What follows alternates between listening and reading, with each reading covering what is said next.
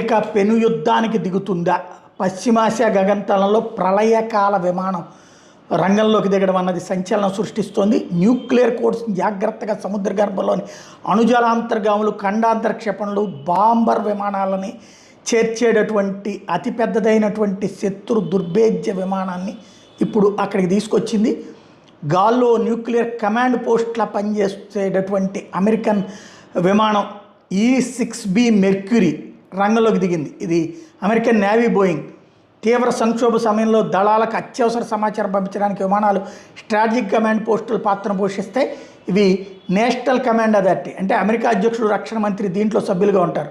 అట్లాగే America strategic అంటే అణ్వాయుధ non strategic దళాలకు మధ్య అనుసంధానంగా వ్యవహరించేటటువంటి ఇదన్నమాట. ఇది అమెరికా నౌకాదళానికి సంక్షోభ సమయంలో take charge and move out విధులను కూడా ఇవే నిర్వర్తిస్తాయి. ఇలాంటి విమానాలు అమెరికా దగ్గర 16 ఉన్నాయి ప్రస్తుతం. అమెరికా